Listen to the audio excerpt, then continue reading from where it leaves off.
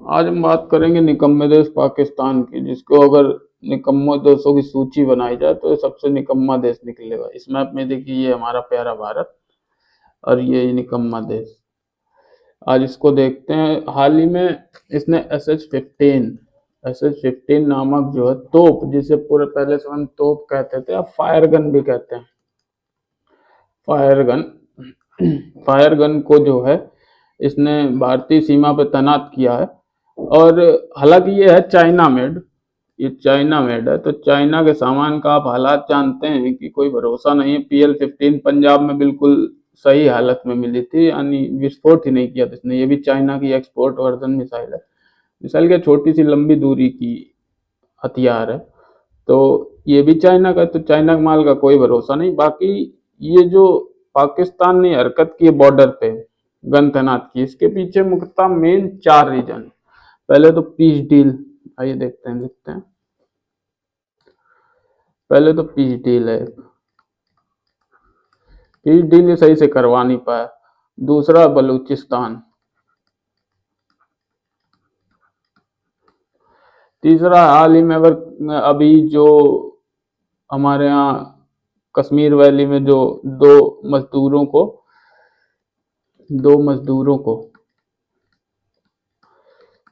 धर्म पूछ कर मार डाला। तीसरा कारण ये भी हो सकता है। चौथा खैबर पख्तूनवा में भी हाल ही में विस्फोट हुआ है, तो हो सकता है अपनी आवाम यानी अपनी जनता का ध्यान भटकाने के लिए ये ऐसा कर रहा हो। ये 4 कारण हो सकते हैं जो इसने भारत में फायर गन तैनात किया, SH-15। अच्छा, अब समझ लेते हैं पीस डील, इसके पीछे कारण क्या। देखिए पीस डील ये करवा नहीं पाया, दलाली तो कर रहा था ये वहां, लेकिन दलाली सही से कर नहीं पाया। अमेरिका को कुछ जानकारी दे रहा, ईरान को कुछ जानकारी दे रहा, जिस चक्कर में ये असफल रही है और अभी भी दोनों एक दूसरे पे हमला कर रहे हैं। अब बात कर लेते हैं बलूचिस्तान की। बलूचिस्तान के जो मेन व्यक्ति हैं मीर यार बलोच है। उन्होंने कहा था कि 85% एरिया जो है बलूचिस्तान का वो आजाद हो गया। 85% एरिया आजाद हो गया है और 11 अगस्त को अपना इंडिपेंडेंस डे भी वो मनाएंगे। तो इस चक्कर में हो सकता है कि उसने ये किया हो। और दूसरा, 2 मजदूर कश्मीर वैली में 2 मजदूरों की जो छत्तीसगढ़ के थे, ये जो 2 मजदूर थे ये आपके छत्तीसगढ़ के थे।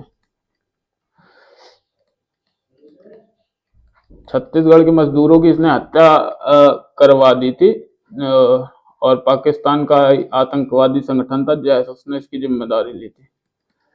और खैबर पख्तूनवा में अभी शांति मार्च निकाल रहे थे, भगवान जाने इनके यहाँ शांति मार्च भी निकलता है कि नहीं। वहां पे विस्फोट हुआ, इस चक्कर में ये और ये हो सकता है कर रहे हो अपनी आवाम का ध्यान भटकाने के लिए। अब थोड़ा पाकिस्तान को समझ लेते हैं कि मतलब ये भिखारी पाकिस्तान का क्या क्या सिस्टम है, क्यों ये परेशान है। तो आइए देखते हैं। लगभग लगभग इसका ऐसा मैप है। तो ये जो हिस्सा है आपका, ये वाला, रुकिए, ये हिस्सा आपका बलूचिस्तान है, ये सिंध है, ये पंजाब है। लगभग लगभग इतना हिस्सा ये पंजाब का है, ये पूरा हिस्सा बलूचिस्तान है, ये पंजाब है। और ऊपर जब आप जाएंगे तो ये खैबर पख्तूनवा और ये सब लगता है। पंजाब को थोड़ा और आगे रख सकते हैं, ये पूरा हिस्सा कवर करता है, यहाँ तक ये पंजाब है और ये पूरा हिस्सा खैबर पख्तूनवा है।